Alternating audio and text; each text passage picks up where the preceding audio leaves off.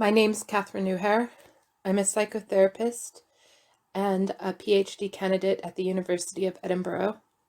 My research interests are around mental health and human rights. I wanted to make people aware that in this video there are two upsetting pictures.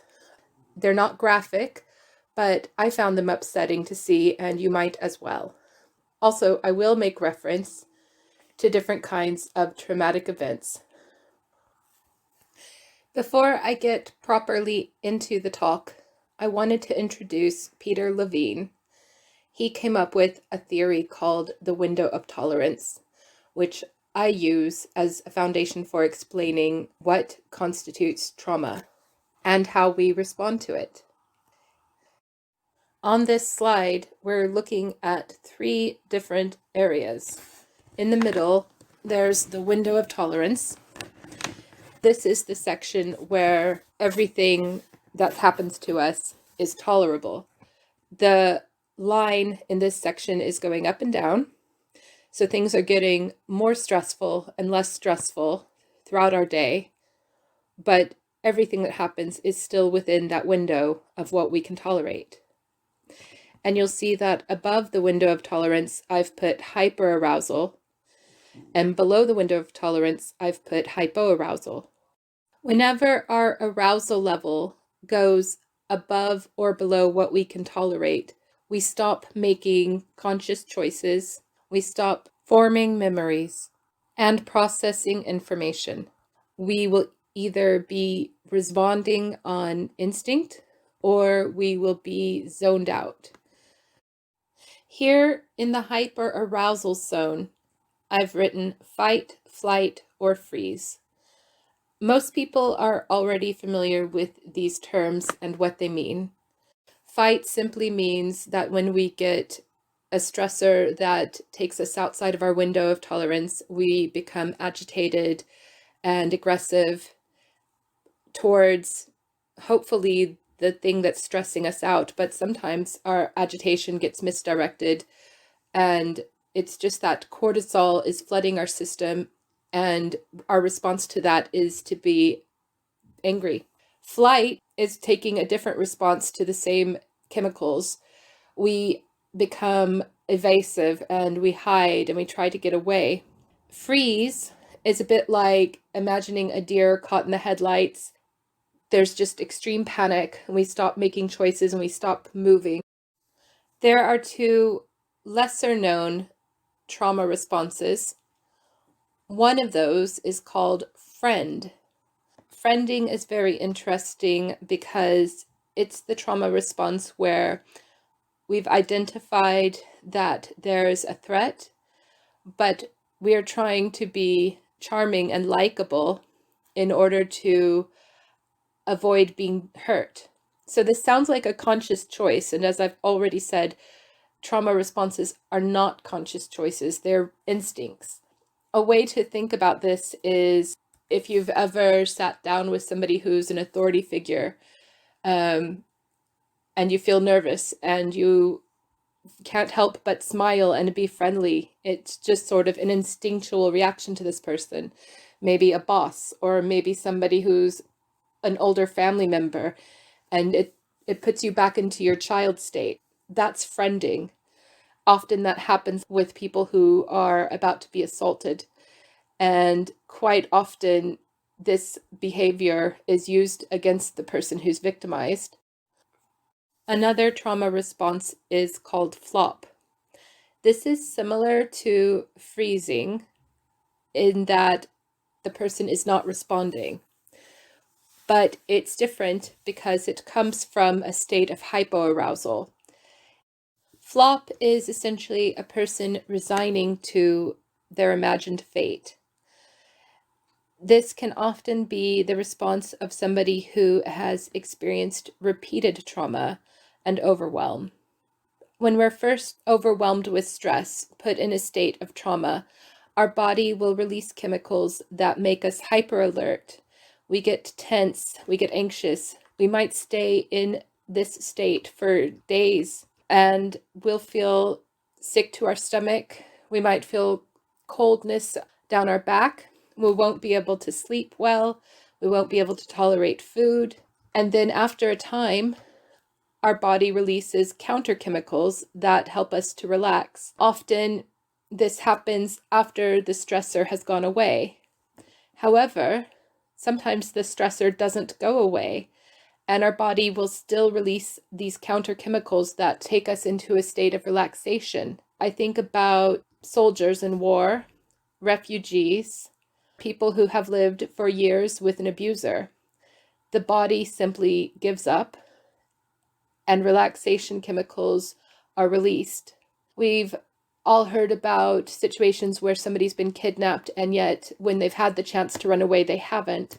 This is what's going on, is the body has surrendered to the experience of their trauma.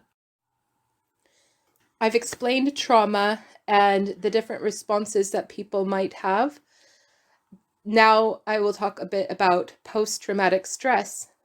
Post-traumatic stress is exactly what it sounds like. It's stress that is lingering after the trauma has happened. And this will be classed as a disorder if the lingering stress is impacting on the person's life, fundamental parts of the person's life, such as work, relationships, healthy living, sleep. So if this goes on for a long time, they would diagnose that as post-traumatic stress disorder. Examples of this might be a person being anxious, even when there's not a real reason to be anxious, a person having trouble sleeping for a long time after the traumatic event has passed, somebody being quick to anger.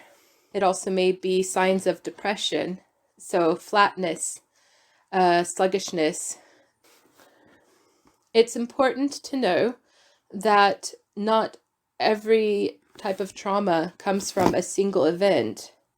A lot of trauma will come from things that have happened slowly over time. Something like being bullied at school over time can become trauma. It can add up and it becomes what we would call erosive trauma. It's the little things that erode away at a person's sense of well-being and take them outside of their window of tolerance after a time. In her book, Why I No Longer Talk to White People About Race, Renee Edo-Lodge, she writes that she must be careful not to express frustration at the denial white people have about racism, because any such feelings tap into presubscribed racist tropes about the angry Black person. I think this is such an important point that she's articulated. Often a person who's part of a disempowered group will experience discrimination that other people simply won't experience and therefore often won't know exists.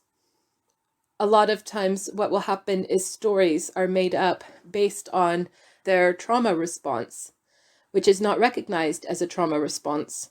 Gay men, they used to be called pansies, which was synonymous with cowardice.